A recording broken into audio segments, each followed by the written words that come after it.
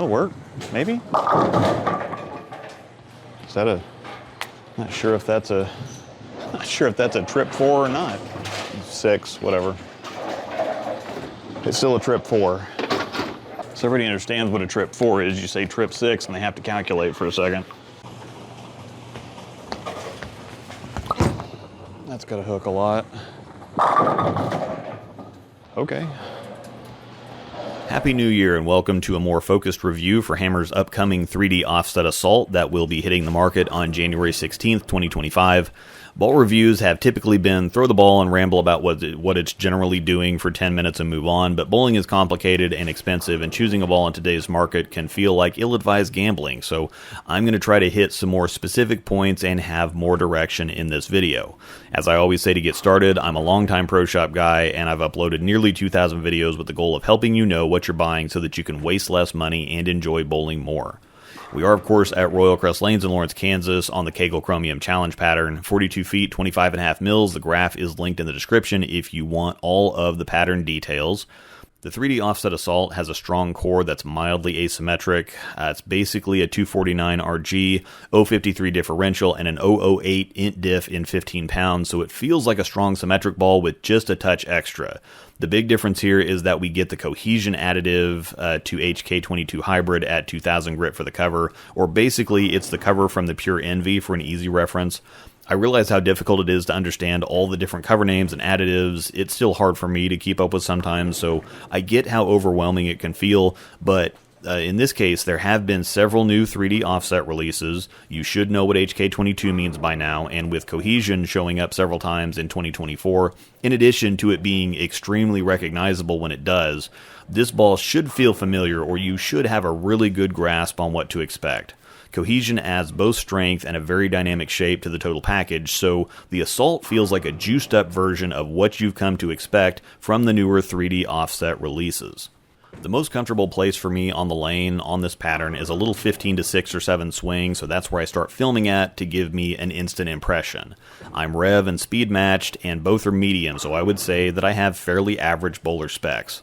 This type of ball is what I typically use. I'm either in strong symmetrics like the Summit or GB5, to weaker or more medium strength ASIMs like a Hammer Effect Tour or a Theorem, and the Assault fits squarely in the middle of that zone. 2000 grit is a little more surface than I typically use, and the cohesion additive has been hit and miss for me as it can be too much overall strength and too dynamic. This one is on the slightly strong and slightly fast side for my comfort zone, but it's not uncomfortable or difficult to adjust to.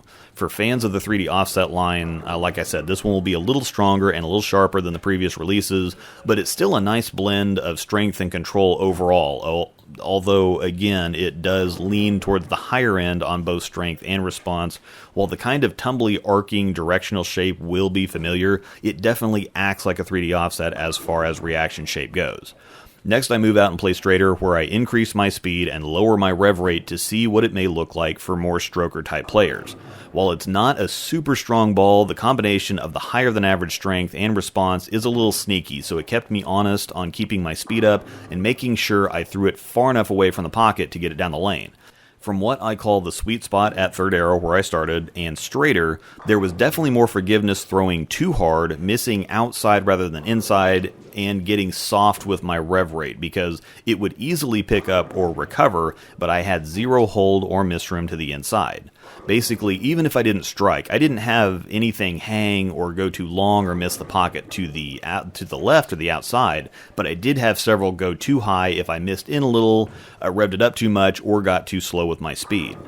Moving in deeper, naturally more angle requires dropping my speed a little to give the ball more time to respond, but I didn't have to exaggerate anything. Actually, it was a little more comfortable for me to just focus on making a good shot rather than keeping my speed up or getting it far enough out to hold pocket. This is again just a mild ASIM though, so it's not necessarily built to handle a lot of angle, and I did get a couple wrap corners from this first zone inside of third arrow, but the ball reaction was neutral here. It didn't necessarily help me out, but it didn't fight me either. Now what I mean by that is that I didn't really have to work to make it hook, but I didn't have any extra forgiveness in any certain direction. I basically got exactly what I threw. Now I would say this was the most comfortable zone as far as hitting the pocket went though. I had a solid amount amount, I did have a solid amount of forgiveness virtually every direction. If I got it a little further in or out, got a little slower fast, or a little higher low on the revs, I was still in the pocket. The shot shape is a little directional, so as I got deeper, I also had to make sure I got around it a little bit more so that it didn't straighten out. Now, it's not naturally forward, and it doesn't want to straighten out, but it's not naturally continuous either. It's kind of in the middle and will go either direction depending on what you do with it. It will fit well on both league and sport patterns. The best matchup will probably be for my type of game. It might be a little strong and quick for lower speeds and or higher rev rates, unless you're on a heavier and longer pattern. It is in solid one-ball territory for those types of bowlers, and for higher speeds and or lower rev rates, it's still going to be in two-ball territory because, again, it's kind of sneaky strong and quick for what it seems like. If you like my jersey, by the way, CoolWick has all kinds of ball-themed jerseys. This one is the Hammer Effect Tour jersey. Code ROSEDAL10 at checkout will knock 10% off one of these. The same discount code for 3D printed ball cups and spinners from Scarred Prints. Plus, there's a discount link for 10% off a Nexus backpack, their new journal, or other products. And finally, an email address for custom handcrafted items like pins, bottle openers, and stoppers, and even bowls made out of old bowling balls. All kinds of other great and helpful things in the description. Also, take a look at my YouTube memberships, where for just $5 a month, you can get all my videos early and ad-free. I'm going to compare it to a bit of a throwback ball in the Kinetic Cobalt, but we're in very similar territory there. A slightly weaker but still mild asim core, a little bit weaker cover with less surface but same layout.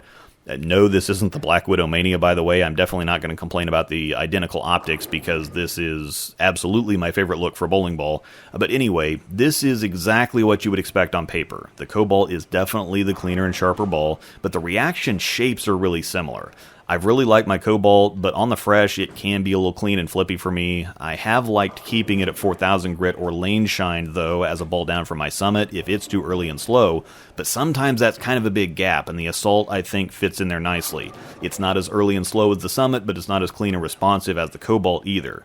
And once again, I'm not saying the Cobalt was actually a clean and responsive ball, because it wasn't, but we're talking comparatively speaking, and that's the zone we're in, and this is just the easiest comparison. It's either a stronger and sharper 3D offset line ball or a stronger and smoother Kinetic Cobalt, depending on what you may have had, and once again, it's very similar to Rotogrip's Attention Star S2 across the board. And once again, the B7 January releases come out on the 16th. I'll have a video for the Black Widow Mania out as well, though again, I won't be doing all the Brunswick brands this year. My live commentary section is following, so stick around if you want to see my in-the-moment comments on my shot quality and what I'm seeing on the lane during filming. Plenty of good and relevant information there as well. This video was brought to you by Panda Bear Productions. We put the in bowling. Thanks for watching, and may the strikes be with you. Alright, so we'll start with the 3D offset attack, assault. They had an attack, now it's an assault. Cool. Haven't thrown it yet. Are you sticker gang or non-sticker gang? So, I'm just going to start in the sweet spot, see what happens.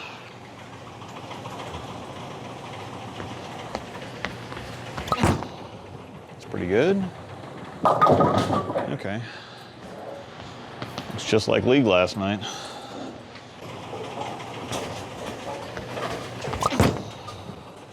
It's gonna hook too.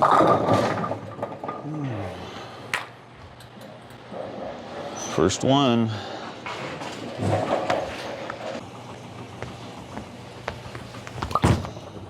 That's not gonna make it. Ooh. I like being wrong sometimes. That's pretty okay. I got plenty of it though. Oh well.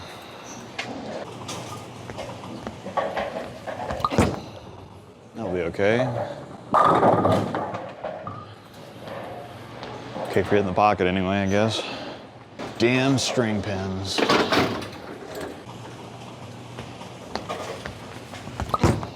That's got to hook a lot. Okay.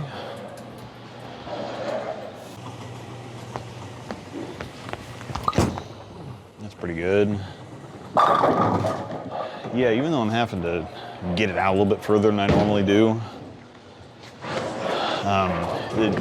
everything here has felt really flat for the last month, so a little more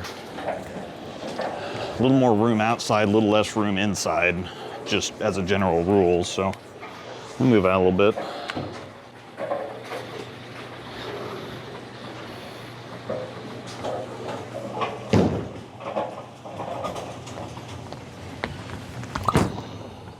That'll work, maybe. Is that a? Not sure if that's a trip 4 or not. 6, whatever. It's still a trip 4. So everybody understands what a trip 4 is. You say trip 6 and they have to calculate for a second. That'll work. Oh, God, yeah, it is picking up strong, but it's got cohesion in it. So again, cohesion isn't just sharp. Like, I know all the stuff that's had cohesion in it so far, that's the easiest thing to read, or the easiest thing to see, is how sharp the ball reaction is. It hooks a lot too, so.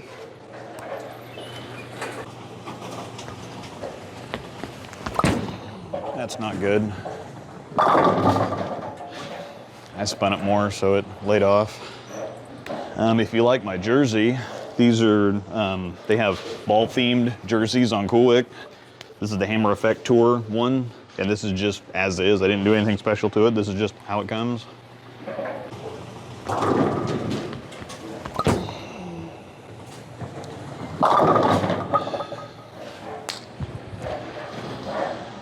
Timing's a little rough. I'll throw another 1 or 2 over here.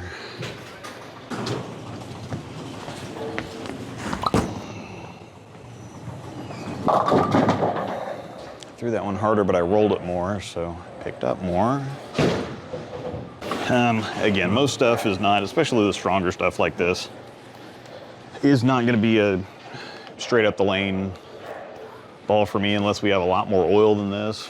This is about a medium amount, longer side of medium pattern length. So.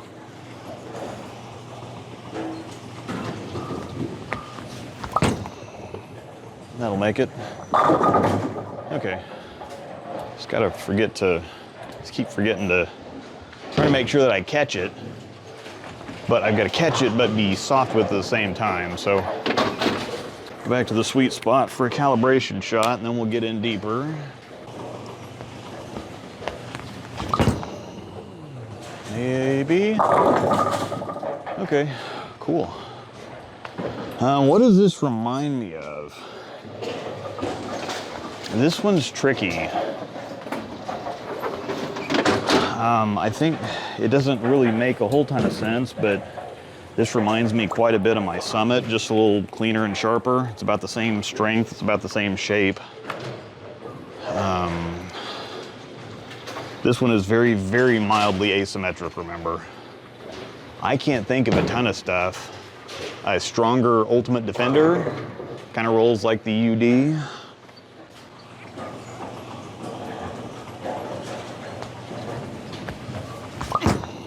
It's got to hook a lot. Yeah, and I can feel, I know it sounds stupid or whatever, but I can tell a difference in this cohesion additive, because stuff that just feels like it, now it gives me a whole lot more room to the outside than the inside. It's one of those things that, I've said it before, the balls that are sharper will give you more missed room to the outside because they can recover faster, but they won't give you as much room on the inside because as soon as they sniff friction, they're going. This one, but some shiny balls, especially when you have a little bit of volume outside, or some flippier balls, not necessarily shinier balls, but some flippier balls, if you give them too much room outside when there is oil outside, they just start up too late. And they cover a lot of room down lane, but they just start up too late. Cohesion both recovers and then snaps. So, just going ahead and move in.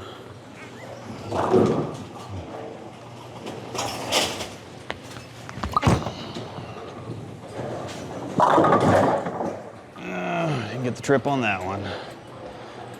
Rat bastards. I should be a little bit more comfortable in here.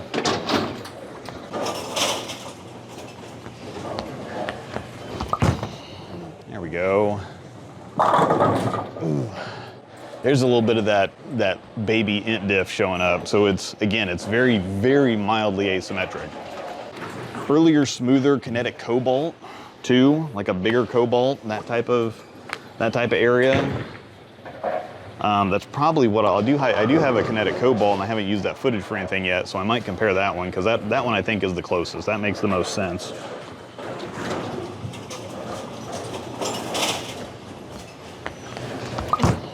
That's terrible. Yeah. Timing was really bad on that one. If you've had the other 3D offsets, the newer ones that they've made, that's what it is. I mean, it's just I think it's a bigger version of the other 3D offsets they've already made, so.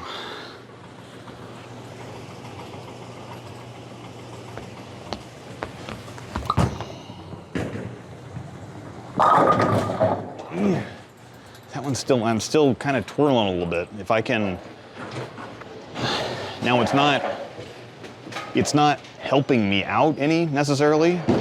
I don't think it particularly wants to be this deep, but again, I'm kind of twirling it and coming at the back of it. So if I can fix my shot shape, it'll be just fine.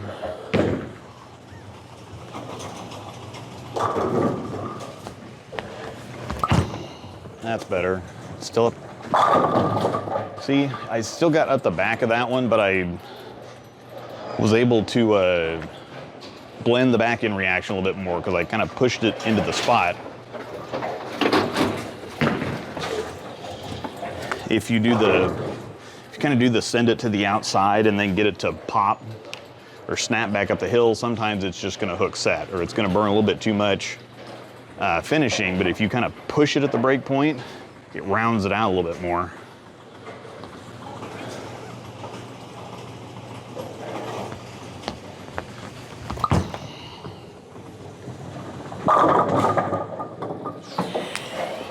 You see that even though I got that one in, because I jammed it straight at the break point, it was a whole lot smoother down lane versus getting it out and trying to get it to flip.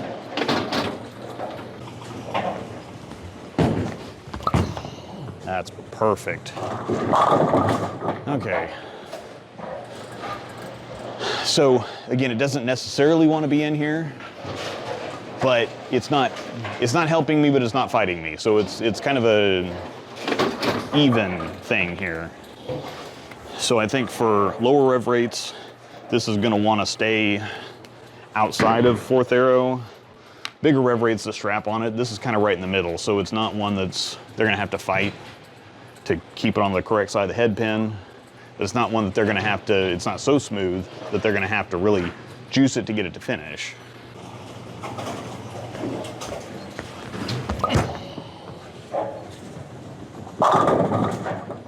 Okay, so using a little bit of help from the angle, I was able to kind of get around that one a little bit more. Because where I was at before, still kind of making sure, I'm still having to make sure I still get it down the lane. And if I get on it too much from straighter, it's just gonna hook. Oh, that's way up the back of it. It doesn't want to be in here and I'm throwing it stupid, so.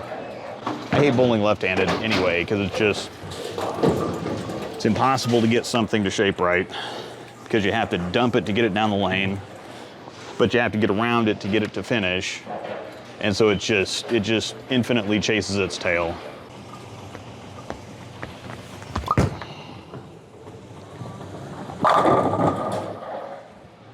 It's the old Chris Barnes action.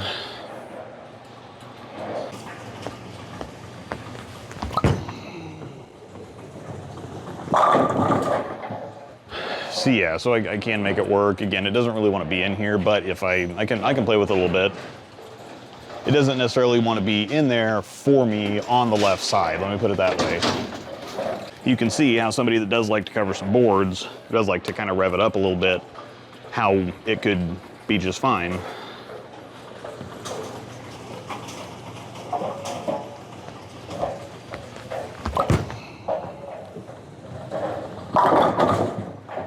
So yeah, if you've got a little bit of a rev rate and you want to play some room with it, it's right in the middle. It's not like super long and flippy, but it's not like super early and smooth. So I think that's going to do it for this one. This is definitely going to be making a trip with me to league because again, it's kind of Summit-ish, but a little sharper. I don't think it's necessarily cleaner. I think it's a little stronger and a little sharper. But yeah, I like it. So on to the next one.